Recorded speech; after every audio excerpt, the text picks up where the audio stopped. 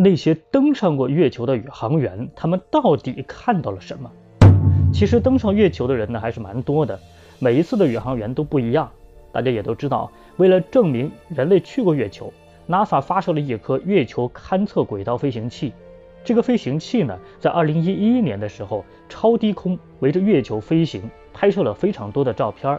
在那些照片里面呢，就可以非常清楚的看到当时月球车跑过的那些轮胎的痕迹，甚至呢还有那些插着的旗子，还有踩过的脚印。为什么月球上的轨道的痕迹还有那些脚印这么多年了还保留着？那是因为月球上没有空气，就没有风，它就不会风化。反正啊 NASA 就说，你们看，这就证明了咱们人类真的去过月球，我们不是骗子。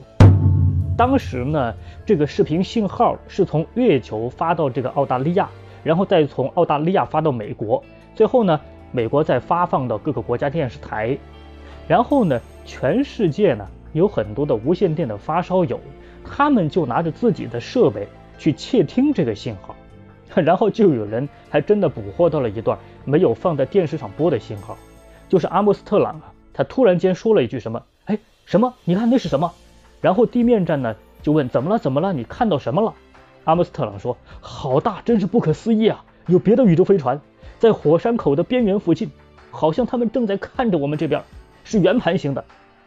然后呢，当时负责月球和地面通信信号的这个人呢，他也证明说，当时阿姆斯特朗确实把通信信号切到了另外的一个私密频道，这个频道呢是一个医疗频道，所以呢，阿姆斯特朗是有可能通过这个医疗频道说了上面那些话的。阿波罗11号上面呢，除了这个阿姆斯特朗之外，还有一个宇航员叫做艾德林，他是第2个走上月球的。后来呢，他也证实说，其实在阿波罗11号飞往月球的时候呢，他们已经目击过2次不明飞行物。这个艾德林呢，他是开这个飞船的人。第一次呢是他自己看到的，他说呀，看到一个东西跟着他们的宇航飞船的后边，然后呢他就马上联系地面，说我后面跟了一个东西。地面塔就说是什么东西啊？是不是你们2天前切到的那个火箭推进器呢？然后这个艾德林呢正在犹豫想再看一下的时候呢，地面塔又突然说，不对，2天前你们切到的那个火箭推进器在哪个方位我们都知道啊，不应该在你们附近呢。说完这句话后，那个艾德林再往后看，那东西就不见了。好，第2次是3个宇航员同时都注意到一个闪烁着白光的东西一直跟着他们后边。后来人们呢也发现阿波罗11号并没有降落在原定的降落地点，它降落在了一个离它原定降落地点非常远的地方。于是啊，人们就得出了2个推论，他们是不是看到了不明飞行物之后去追踪那个不明飞行物，所以偏离了轨道，这是第一种。再一个呢，就是他们要降落的时候突然发现原定的降落地点有什么问题，造成他们不能够降落，于是就临时改变了这个降落的地点。这个改变呢，造成他们的燃油几乎全部耗尽，差点就没有油飞回来了。其实准备这次登月之前的2年， NASA 就发了5个小的飞行器，一直绕着这个月球在转，在拍摄，然后寻找降落的最佳地点。于是呢，就拍到了很多月球背面的这个画面。这个画面呢属于国家机密，所以在传往 NASA 之前呢，先要传到美国国家安全局的一个秘密的研究室。有一个叫做卡尔沃尔夫的人呢，他当时在这个秘密研究室下属的一个公司里边负责精密仪器的维修。就这么一个人，他有机会进到这个研究室。于是啊，他说他看到了自己一辈子都不会忘记的几张照片。他说什么呢？他说里边啊很多的照片是拍摄的月球的背面，上面有很多建筑，像塔呀，或者一些像基地一样的建筑。他说这个话其实很多人当时是不信的。后来还有一个我们现在听起来非常荒唐的一件事情啊，大家当个茶余饭后的谈资随便听一听。就是啊，当时美国和苏联在进行军备竞赛嘛，然后找了很多有超能力的人。他们找这些人干嘛呢？首先是为了研究，其次呢是为了利用这些超能力来帮他们服务嘛。然后其中有一个特别有名的人，这个人叫做斯旺，他可能算是这个世界上最有名的超能力者，因为他的超能力呢被美国的 CIA 认证了。他是什么能力呢？他能看得非常非常远，简称遥视。能有多远呢？这个遥视，你只要给他一定的外部条件，他能看到月球上去。于是啊，美国国家安全局啊就把这个斯旺叫去了，然后就安排他去遥视月球背面的几个地方。他居然看到了和那个卡尔沃尔夫描述的一样的建筑。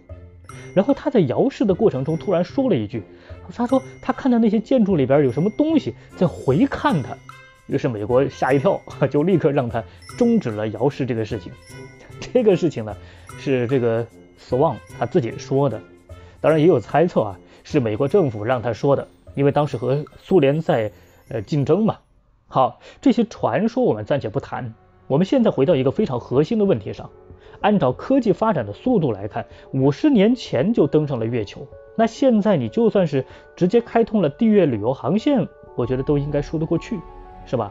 那为什么过了那么多年了，人类居然连再次登上月球都不能做到了呢？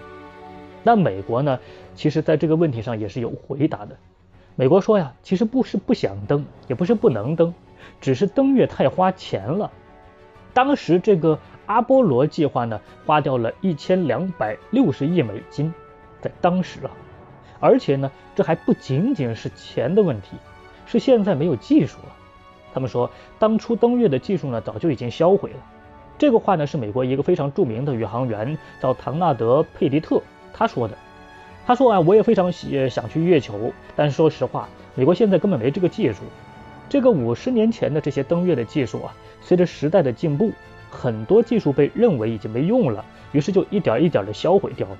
而且呢，还有一个新闻就说的是 NASA 现在使用的这个宇航服呢，都是50多年前的，那时候造的。为什么不造新的呢？就是造一套宇航服啊，花太多的钱了。然后呢，就是造宇航服的技术已经没有了，所以就只能用这个修修补补的宇航服，估计啊还能再用个10几20年左右。所以啊，从这一点呢就能看出那个时候他们的技术是有多先进，那个时候他们领先世界的程度简直不敢想象。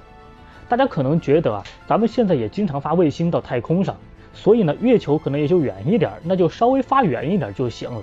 其实不是这样的，咱们现在发的大部分的卫星呢，离地面大概是400公里，而月球离咱们38万公里，差着1000倍，所以这不是一个级别的技术。